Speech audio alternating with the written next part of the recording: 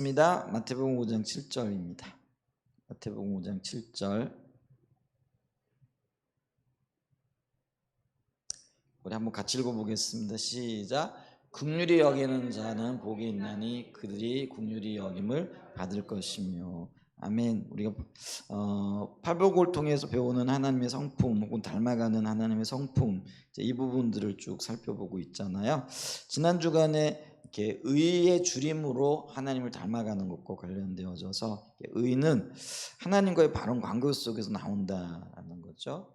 그래서 주님과의 바른 관계 속에서 주님과 만나고, 이게 이제 예배의 삶과도 굉장히 밀접한 연관이 있는데, 이렇게 주님을 닮아가게 되어지는, 주님을 닮아가다 보면은 하나님의 뜻을 이루어가는 거죠. 그래서 나의 원대로 마옵시고 아버지의 원대로 하옵소서. 그래서 이 주님의 뜻이 이루어지길 원하는 갈증이 생기게 되어져 있다, 이렇게 얘기했잖아요. 그러면서 목마른 사슴이 시냇물을 찾듯이 하나님의 의에 굶주리고 목마른 그런 삶의 자세와 태도를 가지게 되어질 때에 하나님께서 배부름으로 채우실 거다라는 그런 요지의 말씀들을, 또 그런 성품들을 우리가 좀 배우기를 원한다, 이렇게 또 닮아가기를 원한다, 이렇게 말씀을 나누었고요. 오늘은 이제 긍휼을 통해서 배우는 하나님의 성품이라, 긍휼이 뭐냐라고 얘기했을 때 가장 먼저는 우리가 불쌍히 여기는 거죠. 뭐 다른 말로는 뭐 자비라 이렇게 표현할 수도 있는 거고요. 그래서 한마디로 얘기하면 긍휼은 불쌍히 여기는 건데, 뭐 연약하고 힘이 없는 자, 또 가난한 사람들, 또 사회적인 약자, 뭐 성경에서 말하는 가난한 약자들은 고아, 또 과부, 나그네들, 이방인들, 뭐 이런 분들을 얘기를 하죠. 뭐 우리나라가 좀 잘 사는 것 같아요. 있는 분들은 있고, 또 뭐 없다 해도 나름대로 이렇게 다른 나라 사람들이 볼 때는 참 잘 사는 그런 축에 속하는 것 같죠. 그러니까 요즘 이제 우리나라에 많은 이방인들, 나그네라고 하는 사람들이죠. 이제 그런 분들이 지금 들어와 계시고요. 저도 가끔 이렇게 신탄지 이렇게 다니다 보면은요, 자기들끼리 말하는 분들 있잖아요. 뭐 그분들이 뭐 네팔 사람인지 방글라데시 사람인지 잘 모르겠어요. 어떤 때는 보면은요, 왜 헌칠한 백인들도 있는 것 같아. 근데 미국인들은 아닌 것 같고. 근데 여기 우리나라에 예를 들면은 그 동부 유럽이라든지 혹은 소련 위성 국가였던 나라들, 뭐 이런 데서들도 요즘 많이 이렇게 들어와 있는 것들을 이렇게 보잖아요. 근데 그들이 이렇게 뭐 외모나 이런 것들은 뭐 어떤 면에서는 동남아 쪽 사람들은 우리보다 조금 왜소하고요. 그 다음에 이제 유럽 계통 사람들은 또 우리보다 조금 더 이렇게 뭐죠, 덩치나 이런 것들이 좀 있긴 있어요. 근데 뭐 어쨌건 간에 그들이요, 뭐 그런 어떤 보이는 외모와는 상관없이 그 타국에 와 있다라는 거는 어떤 영역에서 많은 어떤 그 자체가 어떤 면에서는 허물이 될 수도 있고요. 그 자체가 약자가 되어질 수도 있는 요소들이 이렇게 있거든요. 이제 그렇기 때문에 우리가 이제 그들을 볼 때에 뭐랄까, 이제 손해 본다, 억울한 감정, 뭐 이런 것들이 들지 않도록 배려를 해주는 것, 이런 것들이 참 필요하고요. 어떤 면에서 보면은 뭐 노동력이나 이런 것들을 볼 때는 뭐 우리나 그들이나 별로 다른 게 없죠. 근데 한국 사람이라는 것 때문에 뭐 어떤 면에서는 만 원 받는다 그러면은 외국인이라는 이유 때문에 어떤 분들은 뭐 7천 원, 뭐 8천 원, 그러니까 훨씬 벌써 깎아 들어가는 거죠. 또 어떤 분들은 또 어떤 면에서는 그거를 악의적으로 이용하는 분들도 이렇게 있고, 심할 때는 어떤 분들은요, 여권 뺏어놓고 그걸 빌미로 해가지고 그 외국인 노동자들을 착취하는 이런 경우들도 있었다라는 거죠. 근데 그들에 대한 자비의 마음과 긍휼의 마음이 있어야 된다. 안타까운 마음이 있는 것, 이걸 가르쳐서 우리가 긍휼이다. 그래서 이 긍휼은 불쌍히 여기는 거고, 근데 이 특징이 뭐냐면요, 내가 긍휼을 베풀면서 대가를 바라지 않는 게 긍휼의 마음이라는 거지. 근데 이제 우리가 어떤 면에서는 긍휼을 베풀고 또 친절을 베푸는데 대가를 바란다. 이제 그러면 이게 어떤 면에서는요, 이거는 그게 결국은 자기 중심이죠. 자기를 자기의 유익을 위한 것들이 되어지기 때문에 그렇다라는 거죠. 그래서 이 긍휼을 베푸니 또 진정한 성경적인 의미에서 긍휼은 대가를 바라지 않고 그냥 불쌍하게 여기고 어떻게 하면 그들에게 유익을 줄 수 있을까 이런 것들을 생각하죠. 그래서 그들에게 인정을 베푸는 거다라는 거죠. 근데 긍휼의 영어 단어가 컴패션이라는 단어.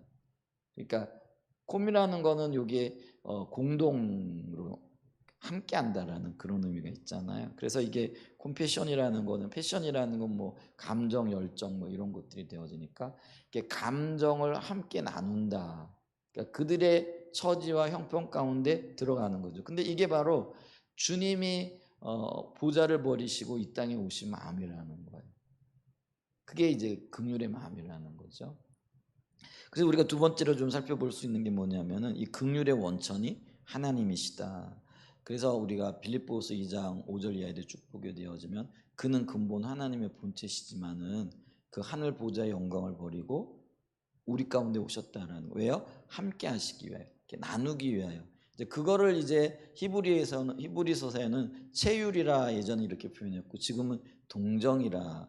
동정이란 말이 긍휼, 자비, 불쌍히 여긴다. 이제 그런 의미가 되어진다라는 거죠. 그래서 이 긍휼은요 하나님의 성품이에요. 그래서 하나님에게로부터 흘러나오는 것일 수 있죠. 그래서 이 긍휼이 풍성하신 하나님은 이 긍휼히 여길 자를 긍휼히 여기시고 그래서 이 하나님의 긍휼 때문에 사실은 저와 여러분들이 하나님의 자녀가 되어진 거예요. 그렇잖아요. 우리가 뭐 하나님의 자녀가 되어지고 또 하나님의 백성이 되어진다. 이거는 뭐 꿈도 꿀 수 없는 일이잖아요. 뭐 우리가 특별한 것도 아니고. 근데 이제 구약에 보면은 하나님께서 이스라엘 백성들을 택하시고 하나님의 백성 삼으신 이유도 그들이 강대함도 아니고 또 그들이 무슨 특별한 재능이나 재주가 있는 것도 아니고 그냥 하나님의 긍휼의 어떤 의도였다, 긍휼의 마음이었다라는 것들을 우리가 볼 수 있죠. 그래서 이 긍휼의 원천 되시는 하나님으로부터 긍휼이 흘러나오는데 그 긍휼 때문에 우리가 자녀가 되어졌다라는 거죠. 그러면 이제 우리가 이 긍휼을 입은 자로서 긍휼을 베푸는 자가 되어져야 된다라는 거죠. 근데 이제 우리가 그걸 잊어버리고 살 때가 참 많다라는 것이죠. 자, 에베소서 2장 4, 5절로 보면은요, 긍휼이 풍성하신 하나님께서 우리에게 베풀어 주신 긍휼을 지금 이야기를 하고 있어요. 에베소서 2장 4, 5절을 좀 한번 보겠습니다. 자, 긍휼이 풍성하신 하나님이 우리를 사랑하신 그 큰 사랑을 인하여 5절에 보면 허물로 죽은 우리를 그리스도와 함께 살리셨고, 자, 허물로 우리가 죄로 인하여 죽었던 우리를 주님과 함께 살리신 이유가 뭐예요? 그게 하나님의 사랑인데 그게 긍휼 때문이라는 거예요. 근데 그게 우리에게 은혜로 주어졌다. 이걸 우리가 구원이라 이렇게 얘기를 하는 거죠. 그래서 하나님께서 우리에게 구원의 은혜를 베풀어 주셨는데 그 근본 원인이 뭐라는 거예요? 긍휼 때문이다. 그래서 긍휼이 풍성하신 하나님께서 베푸신 거다. 그래서 있잖아요. 우리가 하나님의 자녀가 되어지는 데 있어서 하나님께서 이 땅 가운데 혹은 우리를 위하여 베푸신 최고의 긍휼이 뭐냐면은요. 그게 바로 예수님의 십자가와 부활이라는 거죠. 죽으시고 권능으로 살아나시고 이게 죽으심과 부활이 함께 연결되어지는 거죠. 그리고 이게 하나님의 계획이었다. 이게 이제 구속사적인 역사에서 보게 되어지는 거예요. 요번에 우리 아이들과 가장 먼저 나눴던 게 뭐냐면은요. 예수님이 부활하셨다. 그러니까 우리가 왜 예수님의 주되심을 나눌 때에 예수님이 부활하심으로 그가 참 메시아 되심을 우리에게 보여주셨다라는 거죠. 그리고 그것이 복음이라는 거죠. 예수님이 부활하시고 참 메시아가 되심으로 우리의 삶의 주인이 되셨다. 그래서 그게 이제 우리를 구원하시기 위한 하나님의 배려였고 긍휼이었다라는 거죠. 그러면서 우리가 이 긍휼을 입은 자로서 어떻게 살아야 할 것인가 주님을 주로 인정하고 살아야 된다. 그럼 주님이 우리의 주가 되어진다라는 게 세 가지 영역에서 말 그대로 주인이라는 거죠. 우리의 삶의 개인적이고 또 삶의 모든 영역에 있어서 주권자가 되어진다. 관계 속에서 우리의 인도하시는 분이다. 이제 그런 의미가 되어지고요. 그 다음에 이제 두 번째로는 그 주님은요, 우리 개인의 삶뿐만 아니라 우주적인 주권자가 되어지고 통치자가 되어진다라는 것이죠. 그래서 이거를 이제 그 초대교회 성도들이 선포하다가 박해를 당하게 되어진 거잖아요. 그러니까 이 초대교회 성도들은 예수님이 온 우주의 합법적인 통치자, 그렇기 때문에 제국의 통치자가 시저가 아니라 하나님 그분이라는 것을 주장하는 거죠. 그게 주대심의 연장선상이라는 거죠. 이제 그걸 주장하다가 시저에게 밑보여 가지고 뭐 사자밥이 되기도 하고, 또 제가 그 터키에 이렇게 가봤더니요, 터키는 땅이 석회질인가 봐요. 그러니까 땅을 파면 굉장히 쉽게 이렇게 파지는데, 그게 깊이가 어느 정도까지 파냐면은 10층 건물 정도까지. 그러니까 이게 미로인 거죠. 근데 그렇게 미로를 만들어 놓은 이유가 뭐냐면은요, 박해를 피해 가지고. 터키가 소아시아 지역이었고 그때 로마 제국에 편입이 되어져 있었잖아요. 근데 그게 어느 정도 복잡하냐면은요, 다 개방한 것도 아니에요. 뭐 그 다 모르니까. 근데 그걸 해가지고 관광객들에게 이제 관광을 시키거든요. 이게 이렇게 들어가 봐요. 그게. 그런데 일본의 어느 그 대학생 이제 젊은이가 거기 왔다 가지고 길을 잃어버려 가지고요, 헤매다가 죽는 사건이 있었어요. 그러니까 이 그 가다가요, 구경하다 보면은 안내하는 분을 놓쳐버리거든요. 거기 이제 안내해 주는 분들이 있어요. 그러면은요, 거기 이제 그거를 방지하기 위해 여러 가지 조치들을 취해 놨거든요. 그런데도 불구하고요, 그거를 길을 못 찾아요. 놓쳐버리면은요, 진짜 큰일 나요.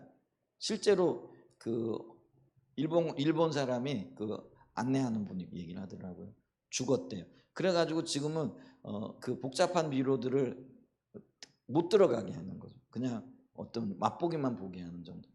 그만큼 있잖아요. 이게 그 미로처럼 그렇게 뚫어 놓는데, 그게 그 건물 높이 지하로 10층까지 내려가는 거예요. 그러니까 햇볕을 못 보게 되어지니까 사람의 해를 봐야 되잖아요. 그러다 보니까 사실은 뭐 이렇게 뭐죠, 뼈가 이렇게 굽어진다든지, 뭐 이렇게 곱추 뭐 이런 어떤, 그리고 여러 가지 질병들도, 그게 수십 년 그렇게 거기서 태어나고 거기서 살았다고 생각해봐요. 물론 이제 가끔 이제 뭐 나와서 해도 보기도 하고 뭐 이런 어떤 박해를 피해서 오기도 하고 했겠죠. 근데 주로 지하에서 살았다, 빛을 보지 못했다, 이렇게 좀 생각을 해보세요. 얼마나 고통스러웠겠느냐라는 거죠. 근데 그럼에도 불구하고 그들은요, 그거를 고수했다라는 거죠.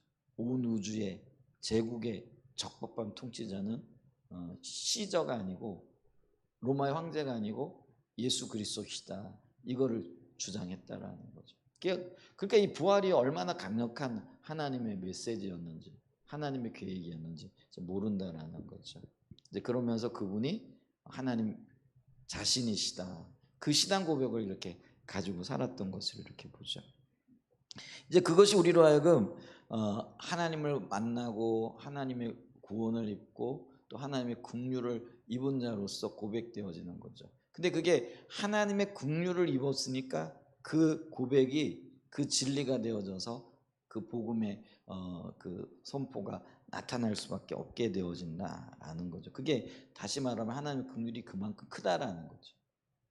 그러니까 긍휼이 크니까요. 그러니까 은혜를 크게 있게 되어지면 은혜에 보답하게 되어지잖아요. 우리 옛날에 왜 은혜 갚은 까치 뭐 이런 것도 얘기 많이 들었잖아요. 그런 동화들도 있고 있잖아요. 짐승들도요, 은혜를 잊게 돼요. 그거 얘기 뭔지 아시잖아요. 까치집에 뱀이 이렇게 올려 그러는데 지나가던 나그네가 이렇게 뱀을 살려줬대요. 전설 따라 삼천리 얘기죠. 근데 이제 그날 밤에 이렇게 그 어느 폐가에서 자고 있는데 이 뭐죠, 뱀 친구들인지 뭐 뱀 가족인지 와가지고 칭칭 감고 있는 거잖아요. 네가 왜 우리 동생 뱀 죽였냐, 아니면 뭐 어머니 뱀 죽였냐, 이러는 거죠. 그랬더니 살려달라고. 네가 살 수 있는 방법은 하나라고. 그게 뭐냐면 저기 있는 종을 3번 울리면은 네가 살아날 거라. 근데 뭐 그럴 가능성이 없는 거죠. 쉽게 얘기하면 12시까지 종이 울리면 네가 살아날 거다, 내가 살려줄 거다, 이렇게 얘기를 하는데, 근데 어느 순간에 댕댕댕 종이 울렸다잖아요. 그래가지고 뱀이 어쩔 수 없이 그냥 약속했으니까 물러가는 거죠. 나중에 가보니까 그 종을 친 게 누구라는 거죠? 까치더라는 거죠. 이게 전설 따라 삼천리. 그걸 근데 그런 거는 뭘 얘기하냐면 은혜가 혹은 긍휼이 그만큼 크다라는 거야. 그러니까 그 은혜를 크게 받게 되면, 그러니까 생명을 건진받게 되어지면 그 은혜를 받기 위해서 자기 생명까지도 내놓게 된다라는 거죠. 여러분, 그래서 이 복음을 복음되게 하고 그 복음의 삶을 살아갈 수 있게 하는 그 근본은, 그 원인이 뭐냐면 하나님의 긍휼하심을 만난 거예요. 주님이 얼마나 나를 사랑하시는지, 그분이 나에게 얼마나 큰 자비를 베푸시는지 이게 절절하게 비춰져야 되거든요. 결국 그게 이제 영적인 영역이잖아요. 그러니까 우리가 주님의 영광을 보기 원한다, 주님의 성품을 만나기를 원한다라, 이런 것들이 하나님의 사랑의 성품이, 하나님의 긍휼과 자비의 성품이 얼마나 크고 얼마나 놀라운가, 이게 보여지길 원한다라는 거잖아요. 인식되고 깨달아지길 원한다라는 거죠. 근데 사실 우리가 왜 힘들고 고통스러우냐면은 그게 안 보여지는 거예요. 그게 안 깨달아지는 거예요. 아, 나도 예수님 믿고 싶지요. 아, 나도 예수님 정말 사랑하며 살고 싶지요. 근데 하나님의 긍휼과 자비와 그 큰 사랑이 깨달아지지 않고 보여지지 않으니까 내가 주님을 사랑할 수 없고 또 주님과 동행하는 삶을 살아갈 수 없는 거예요. 한편으로 보게 되어지면요, 그게 답답한 심령이 이해가 되어지기도 해요. 그게 우리 모두의 문제이기도 하잖아요. 정도 차이는 있을지 몰라도, 그죠? 어떤 사람은 조금 더 깊숙하게 주님을 만나고 또 그 만난 상태에서 더 한 단계 더 나아가는 주님을 찾지만, 어떤 사람은 어떤 면에서 또 얕은 단계에서, 근데 그 고통은 다 비슷할 거라는 거죠. 모르고 있고 느끼지 못하고 있고 깨닫지 못하긴, 그런 어떤 거죠. 근데 이 하나님의 긍휼과 자비를 보는 것만큼, 깨닫는 것만큼, 아는 것만큼 우리가 주님께로 가까이 나갈 수 있다라는 거죠. 그래서 이게 영적인 차원의 문제예요. 그래서 우리가 많이 기도하고 많이 이렇게 은혜를 구하고 많이 주님 앞에 서드릴 줄 믿어요. 이번에도 이제 함께, 제가 이번에는요 뭐 다른 부서는 아예 가보지도 않았어요. 몸도 힘들고 날씨도 덥고, 그래서 그냥 유치부만 계속 좀 이렇게 있었는데, 그러니까 어떤 아빠는, 또 어떤 엄마는, 또 어떤 아이들은, 뭐 요즘 아이들은 뭐 예배 자세가 너무너무 좋아요. 그래서 유치부 아이들이 예배를 드리는데 찬양 소리가 아주 크게 들리더라고요. 요즘 아이들이 많이 이렇게 좋아졌어요. 근데 요번에 온 아이들 중에 4세 이하가 40명이더라. 그러니까 굉장히 뭐 뱃속에 있는 아이도 있고요. 우리 주한이 같은 경우도 아직 2돌이 안 됐죠. 주한이보다 더 어린 아이들도 있고, 주한이하고 비슷한 아이도 있고, 주한이보다 조금 큰 아이들도 있고. 그런데요, 이 아이들이 찬양과 경배를 하는데요, 요번엔 모든 곡을 거의 다 율동을 이렇게 섞어가지고 하더라고요. 우리가 부르는 찬양에 율동을 만들었더라고요. 그러니까 뭐 다 율동이 있더라고요. 뭐 보좌에 계신 어린 양 앞에 뭐 이걸 찬양하는데도 율동을 만들어 가지고 하는데 참 이쁘고 아름답더라고요. 근데 그 아이들이 참 찬양을 참 열심히 하고요, 온 힘으로 이렇게 하는 것들 이렇게 보면서 야, 아이들이 많이 자랐구나. 그래가지고 이번에 한 2, 3년 전부터 이제 그 집회를 하게 되어지면은 이게 왜 강사들이라 그래가지고 식사를 따로 이렇게 해주거든요. 근데 이제 우리 뭐 아동부는 그런 게 없었어요.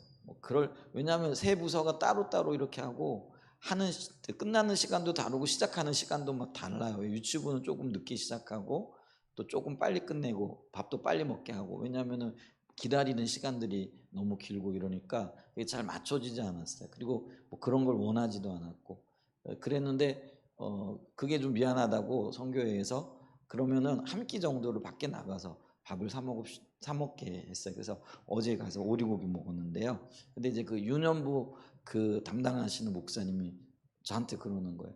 유치부에서 훈련을 잘 받아가지고 유년부가 얼마나 편한지 모르겠다고. 목사님 감사합니다. 그게 뭐 내가 감사받을 이유는 없잖아요. 근데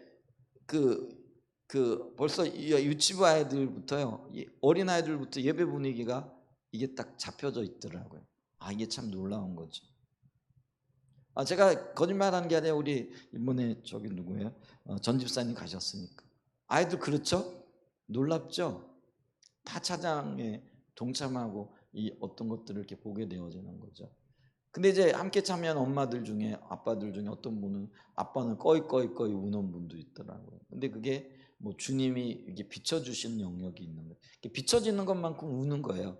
표현이 좀 그런데 우는 것도 기뻐하는 것도 보는 것만큼 비춰지는 것만큼 깨닫는 것만큼 우리가 그 기뻐할 수 있고 그 어떤 면에서는 우는 것도 이게 기쁨의 눈물이잖아요.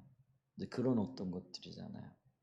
근데 보니까 첫날 갔더니 요번에 이제 새로 오신 분들이 많더라고요. 그러니까 이 캠프에 처음 참여하는 엄마들이 상당히 있더라고요. 예전에는 거의 대부분 뭐 이렇게 했는데 요번에는 이렇게 물어보니까 한 30% 정도, 30-40% 정도는 처음으로 참여하는 아이들, 엄마들 뭐 이렇게 있는 것 같더라고요. 보니까 얼굴이 다 시커매가지고요. 뭐라 그럴까요? 좀 이렇게 굳어져 있더라고요. 얼굴들이. 그러니까 애들 키우기 힘든 거예요, 보니까. 다들 애들 키우고 고만한 때 이게 우리 선희 집사님도 이번에 갔는데 뭐 이제 주한이 예성이 요 정도 한 게 둘만 이렇게 데리고 있어도요 굉장히 힘든 거죠. 그러니까 힘들고 또 찌들어 있는 게 얼굴에 다 나타나는 거죠. 근데 이제 시간이 지나면서 조금씩 펴지고 이번에 이제 끝나고 갈 때는 이제 활짝 웃으면서 이렇게 가는 거죠. 뭐 그러면서 이렇게 하나님 함께 하셨구나, 은혜가 있구나. 또 찬양과 예배. 아마 이제 그 피드백을 받아보면은요, 가장 좋았던 시간이 뭐냐, 뭐 말씀 듣는 시간이요 이러면 좋겠지만은 그거 아니고요. 가만히 보니까 예배 드리는 시간이 좋았더라 하는 그런 고백이 가장 많은 것 같더라고요. 제가 보기에는 그래요. 뭐 어떤 분들은 말씀이 좋았어요. 어떤 분들은 게임이 좋았어요. 아이들도 이제 피드백이 들지만, 근데 가장 많은 저기가 예배가 참 좋았다라고 이렇게 얘기를 하는 거예요. 근데 유치부 아이들이 예배가 좋다? 그게 지금 우리가 이해가 되어지냐고요. 유치부 아이들이 드리는 예배 물론 엄마들도 있고요 있지만은 그 예배 가운데 주님의 충만한 임재가 있고 그 가운데 하나님의 놀라운 사랑이 이렇게 부어지는 듯한 분위기 자체가 그렇게 정말 영적인 분위기로 가는 거죠. 놀라운 거죠. 그게 이제 하나님의 긍휼과 자비가 함께 하심이고요. 그러면서 또 어떤 것들은 보여지고 비춰지고 깨달아지는 거죠. 이런 역사들이 있더라고요. 근데 이제 그게 이제 하나님의 은혜고요. 그게 긍휼이고 자비라는 거죠. 그 아이들에게까지 이르는 그런 역사들이 있었다라는 거죠. 그리고 우리가 그 은혜로 그런 긍휼로 살아가는 거예요. 그리고 우리가 주님의 주되심을 나타내고 또 우리가 그 일을 이루어가는 그 영역에 있어서도 이게 어렵고 힘든 일이죠.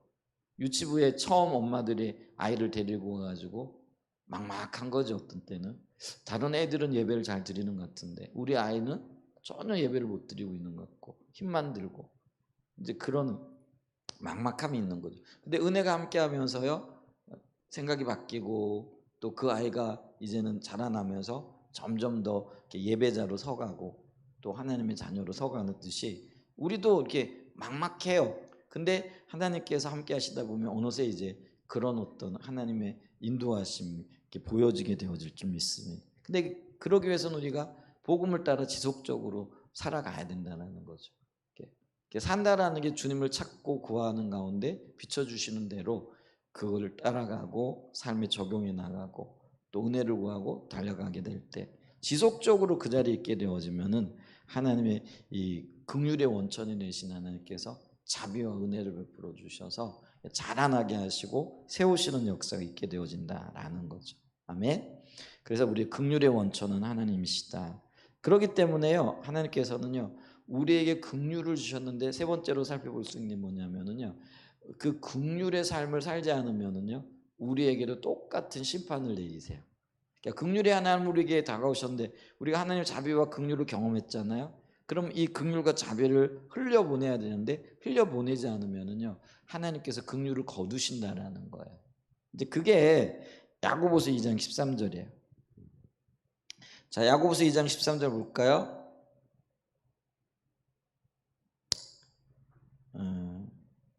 자, 한번 같이 읽어보겠습니다. 시작. 긍휼을 행하지 아니하는 자에게는 긍휼이 없는 심판이 있으리라. 긍휼은 심판을 이기고 자랑하느니라. 할렐루야. 긍휼이 심판을 이긴대요. 자비가 하나님의 그 진노를 이긴다라는 그런 의미도 되겠죠. 근데 보세요. 여기 보면 긍휼이 행하지 않은 자에게, 왜 우리가 긍휼을 행해야 돼요? 내가 긍휼을 받은 자이기 때문에 그렇다라는 거죠. 그러니까 은혜에 풍성하신 하나님 혹은 긍휼에 풍성하신 하나님께서 우리에게 긍휼을 베푸셨어요. 그게 주님의 십자가고 부활이거든요. 그로 인하여 우리가 구원받았어요. 그 최고의 긍휼과 자비를 누린 자들이라는 거죠. 그럼 이런 긍휼과 자비를 받은 자, 누리고 있는 자로서 당연히 우리가 긍휼을 베푸는 자들이 되어져야 된다는 거죠. 근데 우리는 무자비해. 그러니까 있잖아요. 죄의 목록 중에 자비를 베풀지 않는 게 무자비잖아요. 말세의 이 특징 중에 하나가 무자비하다라고. 지금 보면 진짜 무자비한 시대를 우리가 살아가고 있잖아요. 사람의 생명 뭐 이런 거 돈이 되면은 사람도 그 장기 밀매도 하고 끔찍한 일이잖아요. 멀쩡한 사람을 잡아다가 뭐 장기를 빼고 이거 있을 수도 없는 일이잖아요. 그런 일들이 근데 버젓이 행해지고 있거든요. 그게 무자비한 시대가 되어진 거죠. 그러니까 우리가 심판을 받을 수밖에 없는 이유 중에도 그런 죄악들이 성행하고 있고 그런 죄악들이 지금 커져가고 있기 때문에 그렇다라는 거죠. 그래서 우리가 긍휼 받은 자로서 긍휼을 행하지 아니하면은요. 그래서 긍휼이 행하지 아니하는 자에게는 하나님의 긍휼이 거쳐진다라는 거예요. 그러니까 주님이 긍휼을 베풀지 않고 심판을 하시면 어떻게 될까요? 그 있는 그대로 받게 되겠죠. 근데 그게 너무 끔찍한 거라는 거죠. 그래서 우리가 이 긍휼을 따라 살아가게 될 때 하나님의 긍휼을 상으로 받게 되어지는. 그래서 마태복음 5장 7절에도 긍휼히 여기는 자는 복이 있나니 그들이 긍휼히 여김을 받을 것이며. 그래서 다시 야고보서 2장 13절로 돌아오면 긍휼은 심판을 이기고 그것을 인하여 기뻐하고 자랑하게 되어진다. 이렇게 얘기를 하고 있잖아요. 자, 그래서 우리가 긍휼을 받고 긍휼을 따라 살아가는, 자, 그런 긍휼을 받은 자로서 우리에게 요구되어지는 게 뭐냐? 그게 이제 누가복음 10장 30절 이하에 나온 말씀이라는 거예요. 그거 좀 한번 읽어보죠. 우리가 흔히 얘기하기에 선한 사마리아인의 비유라 이렇게 가르쳐 주는 것. 근데 이 선한 사마리아인의 이 비유는요, 누가 내 이웃이냐라는 거죠. 그리고 너도 그렇게 하라는 거예요. 자, 그래서 여기 보면은 이제 어떤 석교관이 예수님한테 누가 내 이웃이에요? 하고 물어보는 거예요. 그랬더니 누가 네 이웃이 되겠느냐? 이거를 이제 보여주기 위해서 하나님께서 예수님께서 비유를 드시는 건데 그게 이제 30절 이하에 나왔어요. 우리 같이 한번 읽어볼까요? 예수께서 대답하여 이르시되 어떤 사람이 예루살렘에서 여리고로 내려가다가 강도를 만나매 강도들이 그 옷을 벗기고 때려 거의 죽은 것을 버리고 갔더라. 요게요 예수님 당시에만 해도 혹은 고대 시대 때는 이런 일들이 아주 비일비재했대요. 그러니까 아주 실질적인 예를 든 거예요. 왜냐하면 이게 이제 여행을 한다라는 게 시족 사회 예수님 시대만 해도 그렇잖아요. 공동체 중심의 사회이고, 그런데 이 공동체를 벗어나 가지고 먼 길을 간다. 이거는 어쩌면 굉장히 위험 부담이 있는 거죠.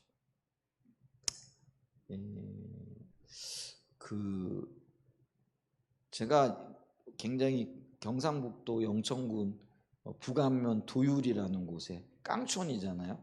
제가 가끔 얘기하는데 저하고 친하게 지냈던 그 형님 목사님들이 아버님이 돌아가시고 그때 장례를 그때 그 고향 선산에다가 이렇게 모셨거든요.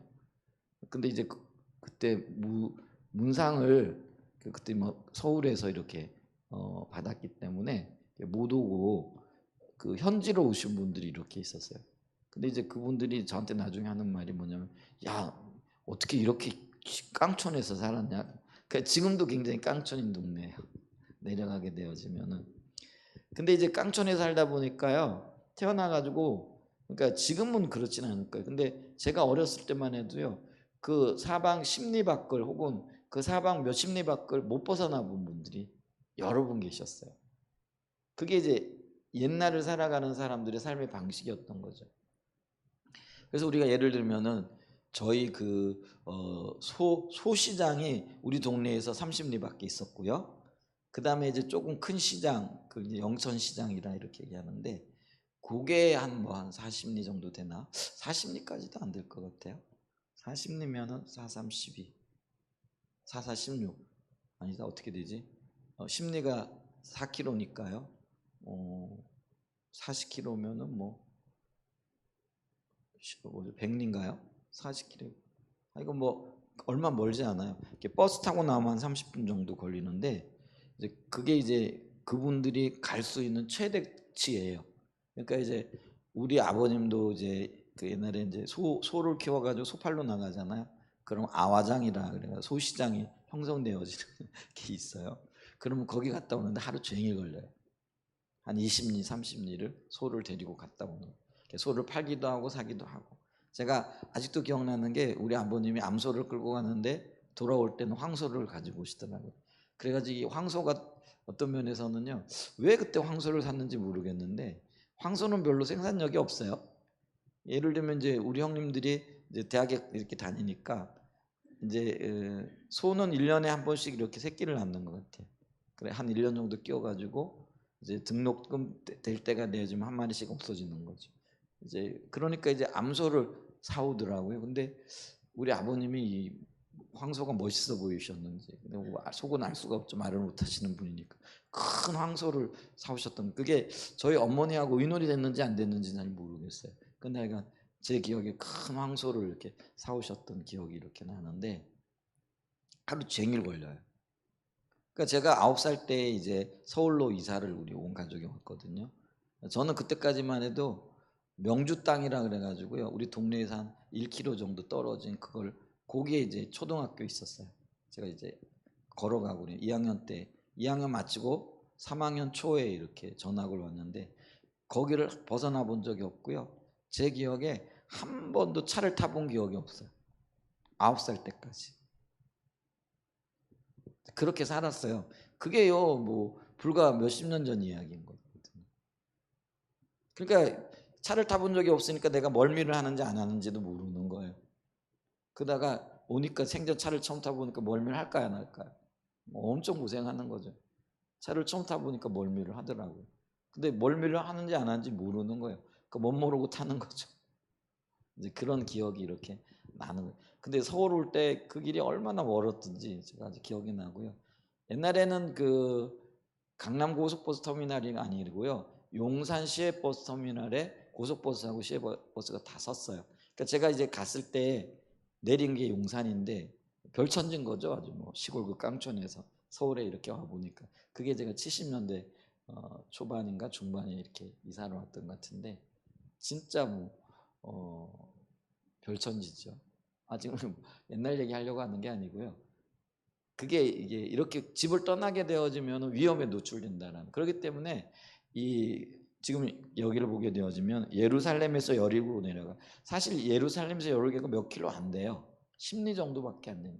길어야 20리인 거죠. 근데 그 길이에요. 강도들이 출몰하고요. 굉장히 여러 위험 요소들이 있었던 거죠.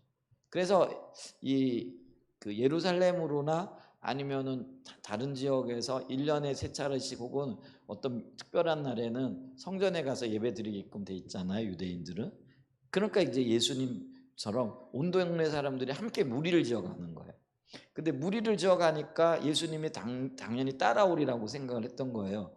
근데 벗어나게 되어지면은요, 이게 굉장히 위험해지는 거예요. 그러니까 이 예수님의 엄마가 예수님에게 그런 반응을 할 수밖에 없는 게 너무 위험한 거예요. 너무 걱정이 되는 거죠. 어떤 상황이 되어질지 모른다라는 거죠. 그런 상황에서 하여간 강도를 만났어요. 근데 그 강도가 옷을 벗기고 두들겨 패고 있는 것을 다 빼앗아 버리고 죽은 줄 알고 그냥 버리고 갔더라는 거죠. 근데 마침 그때 한 제사장이 그 길로 내려가다 그를 보고 피하여 지나가고, 또 이와 같이 한 레위인도 그곳에 이르러 그를 보고 그들이 피하여 보고 지나간 이야기가 뭐예요? 그게 종교적인 이유 때문에 그렇거든요.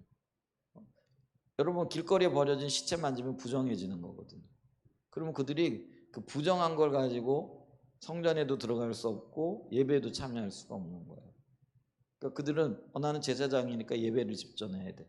제사 집전해야 돼. 나는 레위인이니까 제사를 돕는 사람이 되어야 돼. 이제 그런 사명 의식이 있는 거예요. 그러니까 이제 그러니까 그들이요 자기 임무를 수행하기 위해 가지고 그냥 이거 버리고 못 본 척하고 지나가는 거죠. 근데 33절에 보면은 어떤 사마리아 사람은 여행하는 중에 거기 이르러 그를 보고 불쌍히 여겨. 이 사마리아인의 여행 목적이 뭐였는지는 분명히 나타나지 않아요. 이 사마리아인이 이방인이었던 것만 틀림없겠죠. 그렇게 분류가 되어서. 그냥 이방인들 중에도 뭐 주님을 예배하는 사람들이 있을 수 있었으니까 예배드리러 갈 수도 있었겠어요. 왜냐하면 성전 본뜰에는 못 들어가지만 그래도 이방인 뜰에까지는 가잖아요. 경건한 사마리안들도 인들도 있을 수 있었잖아요. 그도 예배를 드리러 가는 길이었는지도 모르고요. 어떤 뭐 그런 종교적인 목적이 있었는지 몰라요. 근데 그는요 자신의 종교적인 목적보다 오늘 보니까 뭘 더 소중히 여기는 거예요? 위기를 만난 사람에 대한 안타까움이 더 큰 거예요. 그래가지고 그가 어떻게 하는 거예요? 거기 보면은요 그를 보고 불쌍히 여겨 긍휼의 마음이 생겼다라는. 근데 하나님의 마음이에요, 긍휼의 마음이. 그래서 가까이 가서 기쁨과 포도주를 그 상처에 붓고, 옛날에는 이 포도주가요 소독약 역할을 했어요. 그래서 상처에 부었어요.